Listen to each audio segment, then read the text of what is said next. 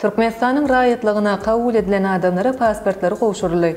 Melim o şeýle 22-nji sentýabrda geçirilen Ministrler Kabinetiniň giňişli mejlisinde döwlet başda tanymady. 1301 adamy Türkmenistanyň raýatlygyna kabul etmek hakynda degişli permany gol çekdi. Şunuň bilen baglykda Türkmenistanyň döwlet migrasiýa gollugynyň mejlislerdalyna Türkmenistanyň raýatlygyna kabul edilen adamlara pasportlary gowşurmak dawarasy boldy. Oňa Türkmenistanyň döwlet migrasiýa gollugynyň başlygy Aman Muhammed Sazakov, Türkmenistanyň Daşary işler ministriniň ornwasary Wufaq Hajiýew, halkara guramalaryň wekilleri, ýurdumyzyň degişli edareleriniň wekilleri hemde habar beriş terişdeleriniň wekilleri gatnaşdy.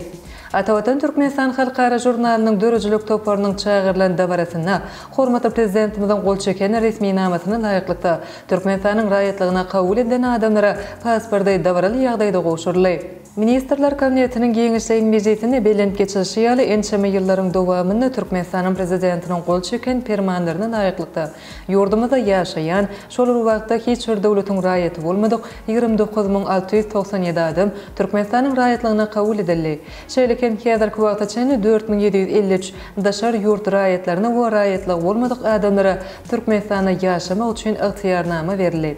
Bagedek bolsa 1301 adamyň Türkmenistanyň raýatlygyna kabul edilmegi boýunça degişli işler geçirildi. Raýatlyk almak üçin hödürlenen adamlar 32 milletiň wekili bolup durýar. Türkmenistana gelen daşar ýurt raýatlaryna ýurdumyzda ýaşamak üçin ygtyýarnama bermek baradaky şahsy ýüz tutmalaryň hasaba alynan 260 adamyň ýurdumyzda ýaşamak üçin ygtyýarnama bermek üçin degişli işler geçirildi. Olar dünýäniň 13 döwletiniň raýatlary we 25 milletiň wekilleri bolup durýar.